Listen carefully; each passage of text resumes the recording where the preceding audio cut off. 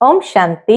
आज 11 सितंबर 2025 के बाबा के अनमोल मधुर महावाक्य सुनेंगे।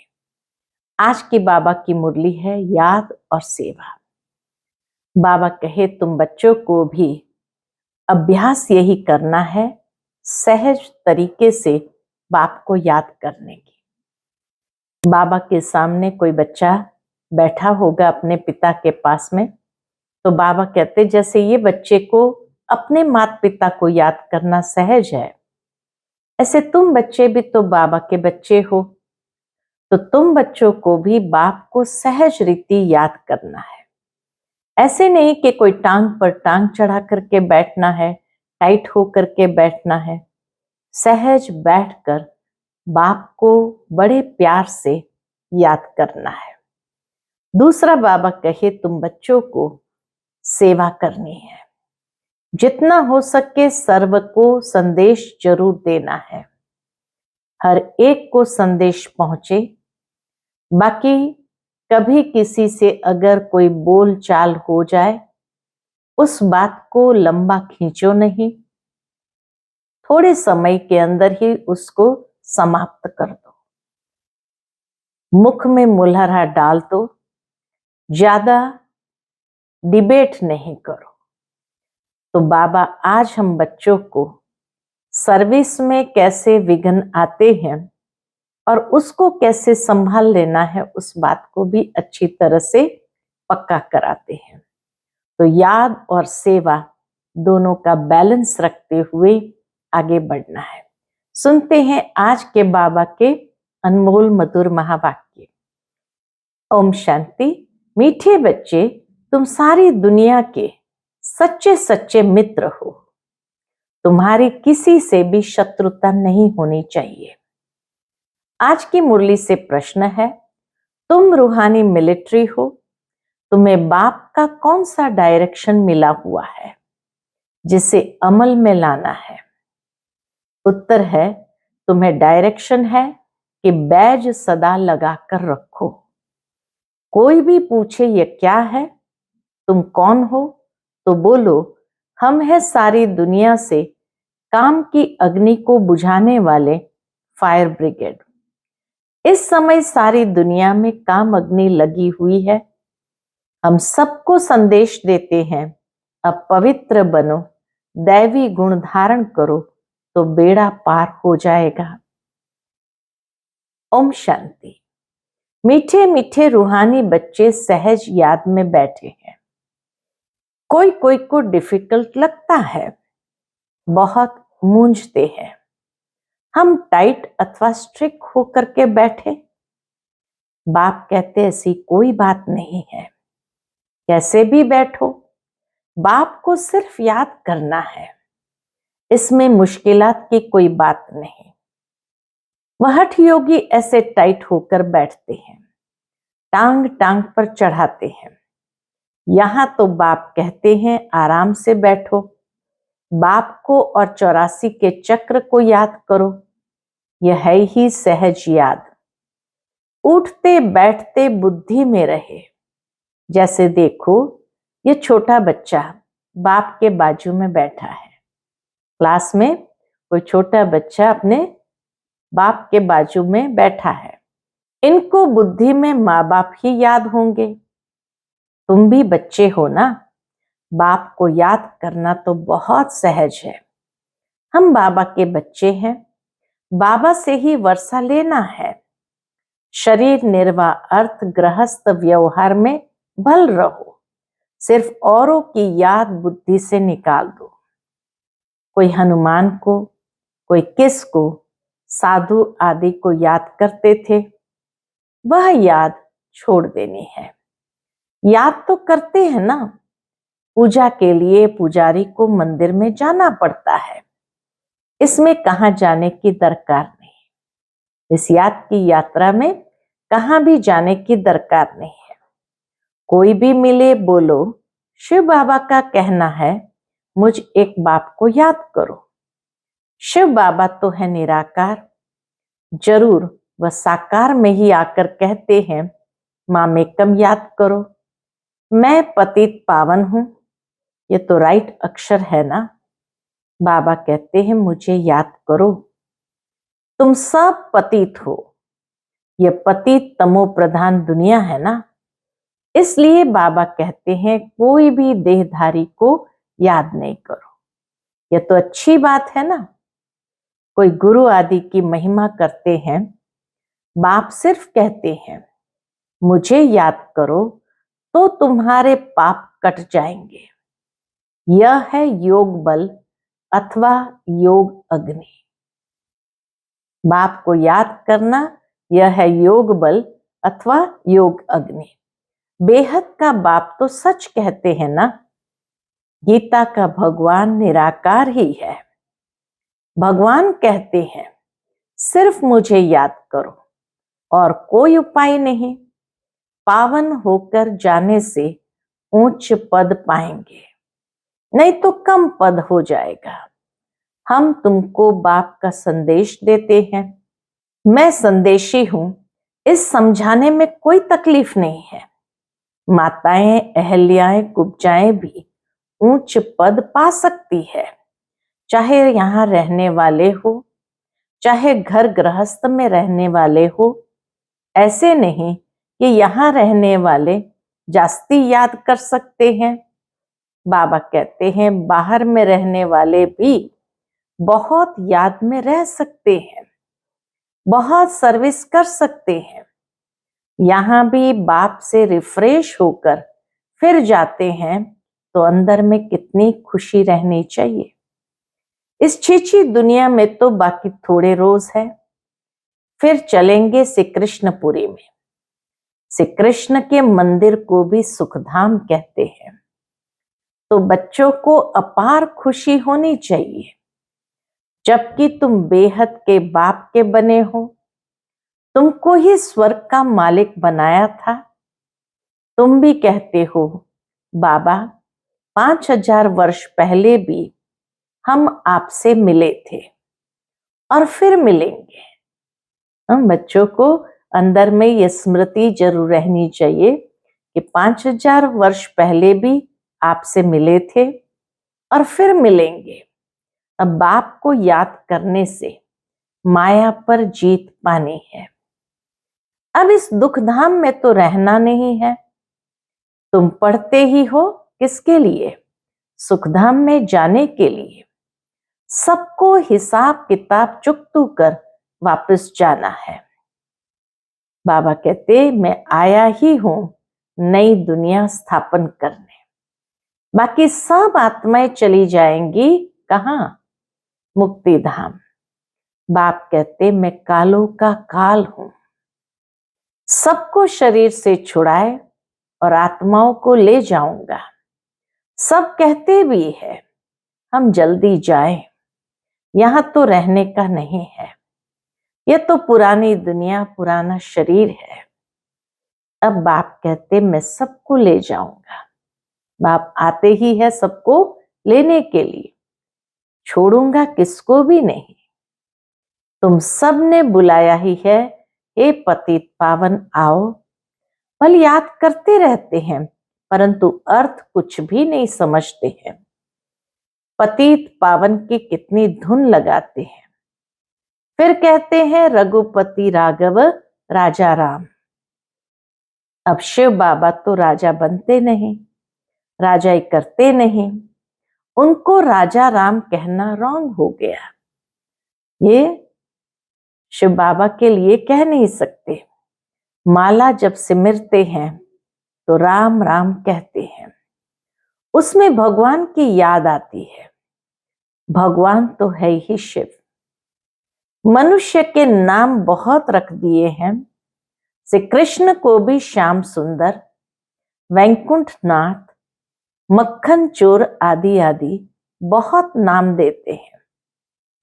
तुम अभी श्री कृष्ण को मक्खन चोर कहेंगे? बाबा कहते तुम अभी श्री कृष्ण को मक्खन चोर कहेंगे? बिल्कुल नहीं। तुम अभी समझते हो भगवान तो एक निराकार है। कोई भी देहधारी को भगवान कह नहीं सकते। ब्रह्मा विष्णु शंकर को भी नहीं कह सकते। तो फिर मनुष्य अपने को भगवान कैसे कह सकते। वैजंती माला सिर्फ 108 की गाई जाती है। शिव बाबा ने स्वर्ग स्थापन किया, उनके यह मालिक है। जरूर उससे पहले उन्होंने यह पुरुषार्थ किया होगा। उसको कहा जाता है कलयुग अंत, सतयुग आदि का संगम युग। यह है कल्प का संगम युग। मनुष्य ने फिर युगे युगे कह दिया है। वास्तव में चतुर्युग के अंत में, 4 युगों के अंत में, श्रीमद् भगवद गीता में भी चतुर्युगे लिखा है। तो मनुष्य ने समझ लिया युगे युगे। अवतार नाम भी भूल फिर उनको ठिक्कर भित्तर में, कण कण में कह दिया है। यह भी है ड्रामा। जो बात पास्ट हो जाती है उसको कहा जाता है ड्रामा। कोई से झगड़ा आदि हुआ, पास हुआ, उनका चिंतन नहीं करना है। अच्छा, कोई ने कम जास्ती बोला, तुम उनको भूल जाओ। कल्प पहले भी ऐसा बोला था। वह बातें याद रहने से फिर बिगड़ते रहेंगे, अंदर अवस्था बिगड़ते रहेंगे। वह बात फिर कभी बोलो ही नहीं, उसको दोबारा रिपीट नहीं करो। तुम बच्चों को सर्विस तो करनी है ना। सर्विस में कोई विघ्न नहीं पड़ना चाहिए। अगर इस तरह बातों को लेकर के चलेंगे, खींचेंगे, तो बाबा कहे सर्विस में विघ्न जरूर पड़ेगा। सर्विस में कमजोरी नहीं दिखानी चाहिए। शिव बाबा की सर्विस है ना, उनमें कभी जरा भी ना नहीं करना चाहिए, नहीं तो अपना पद भ्रष्ट कर देंगे। बाप के मददगार बने हो तो पूरी मदद देनी है। बाप की सर्विस करने से जरा भी धोखा नहीं देना है। पैगाम सबको पहुंचाना ही है। बाप कहते रहते हैं, म्यूजियम का नाम ऐसे रखो जो मनुष्य देख अंदर घुसे और आकर समझे, क्योंकि ये नई चीज है ना। मनुष्य नई चीज देख अंदर घुसते हैं। आजकल बाहर से आते हैं भारत का प्राचीन योग सीखने। अब प्राचीन अर्थात पुराने ते पुराना, वह तो भगवान का ही सिखाया हुआ है। प्राचीन योग तो भगवान का ही सिखाया हुआ है, जिसको 5000 वर्ष हुए। सतयुग त्रेता में योग होता नहीं। जिसने सिखाया वह तो चला गया, वे जब 5000 वर्ष बाद आए तभी आकर राजयोग सिखाए। प्राचीन अर्थात 5000 वर्ष पहले भगवान ने सिखाया था। वही भगवान फिर संगम पर ही आकर राजयोग सिखलाएंगे, जिससे पावन बन सकते हैं। इस समय तो तत्व भी तमो प्रधान है। पानी भी कितना नुकसान कर देता है। वर्तमान समय में अतिवृष्टि हो रही है तो पानी भी कितना नुकसान कर देता है। उपद्रव होते रहते हैं पुरानी दुनिया में। पुरानी दुनिया है तो बाबा कहते हैं उपद्रव होते रहते हैं। सतयुग में उपद्रव की बात ही नहीं, वहां तो प्रकृति दासी बन जाती है। यहाँ प्रकृति दुश्मन बनकर दुख देती है। इन लक्ष्मी नारायण के राज्य में दुख की बात नहीं थी। सतयुग था, अभी फिर वह स्थापन हो रहा है। बाप प्राचीन राजयोग सिखा रहे हैं, फिर 5000 वर्ष बाद सिखाएंगे। जिसका पाठ है वही बजाएंगे, जिसका जो पाठ है वह आत्मा वही बजाएंगे। बेहद का बाप भी पाठ बजा रहे हैं। बाप कहते मैं इनमें प्रवेश कर स्थापना कर चला जाता हूं। हाहाकार के बाद फिर जय जयकार हो जाती है। पुरानी दुनिया खत्म हो जाएंगी। इन लक्ष्मी नारायण का राज्य था तो पुरानी दुनिया नहीं थी। 5000 वर्ष की बात है, लाखों वर्ष की बात हो नहीं सकती। तो बाप कहते हैं और सब बातों को छोड़ इस सर्विस में लग जाओ, अपना कल्याण करने। रूठ कर सर्विस में धोखा नहीं देना चाहिए। यह है ईश्वरीय सर्विस।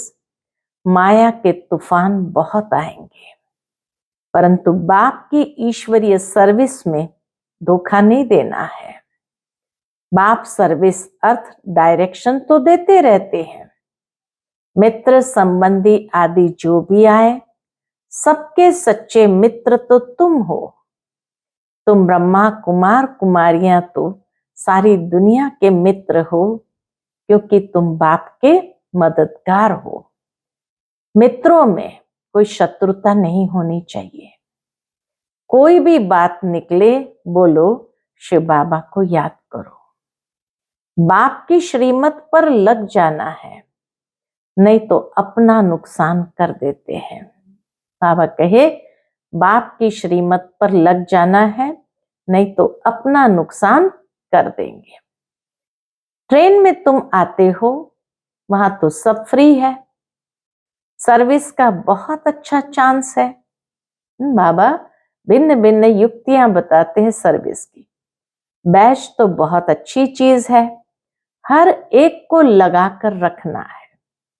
ये बाबा का डायरेक्शन कहो श्रीमत है। कोई पूछे आप कौन हो, तो बोलो हम हैं फायर ब्रिगेड। जैसे वह फायर ब्रिगेड होते हैं आग को बुझाने के लिए, तो इस समय सारी दुनिया में काम अग्नि में सब जले हुए हैं। अब बाप कहते हैं काम महाशत्रु पर जीत पहनो। बाप को याद करो, पवित्र बनो, दैवी गुण धारण करो तो बेड़ा पार हो। बाप को याद करो, पवित्र बनो, दैवी गुण धारण करो तो बेड़ा पार है। ये बैज श्रीमत से ही तो बने हैं। बहुत थोड़े बच्चे हैं जो बैज पर सर्विस करते हैं। बाबा मुरलियों में कितना समझाते रहते हैं। हर एक ब्राह्मण के पास ये बैज होना चाहिए। कोई भी मिले उनको इस पर समझाना है। यह है बाबा, इनको याद करना है। बैज पर बाबा को दिखाकर कहो यह है बाबा, इनको याद करना है। हम साकार की महिमा नहीं करते। सर्व का सदगति दाता एक ही निराकार बाप है, उनको याद करना है। याद के बल से ही तुम्हारे पाप कट जाएंगे, फिर अंत मते सुगति हो जाएगी। दुख धाम से छूट जाएंगे, फिर तुम विष्णुपुरी में आ जाएंगे। कितनी बड़ी खुशखबरी है। लिटरेचर भी दे सकते हो, बोलो तुम गरीब हो तो फ्री दे सकते हैं। शाहूकारों को तो पैसा देना ही चाहिए, क्योंकि ये तो बहुत छपाने होते हैं। ये चीज ऐसी है जिससे तुम फकीर से विश्व का मालिक बन जाएंगे। समझानी तो मिलती रहती है। कोई भी धर्म वाला हो, बोलो वास्तव में तुम आत्मा हो। अपने को आत्मा समझ बाप को याद करो। अब विनाश सामने खड़ा है, यह दुनिया बदलने वाली है। शिव बाबा को याद करेंगे तो विष्णुपुरी में आ जाएंगे। बोलो ये आपको करोड़ों पद्मों की चीज देते हैं। लिटरेचर जब देते हैं तो बाबा कहे उनको रियलाइज कराओ कि यह आपको करोड़ों पद्मों की चीज देते हैं। बाबा ने कितना समझाया है। बैज पर सर्विस करनी है, परंतु बैज लगाते ही नहीं। लज्जा आती है। ब्राह्मणियां जो पार्टी लेकर आती है अथवा कहाँ ऑफिस आदि में अकेली जाती है, तो ये बैज जरूर लगा रहना चाहिए। जिसको तुम इन पर समझाएंगे वह बहुत खुश होंगे।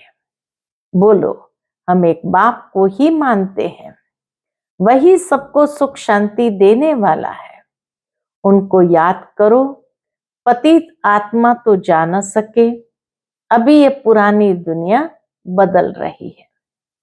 ऐसे ऐसे रास्ते में सर्विस करते आना चाहिए, तुम्हारा नाम बहुत होगा।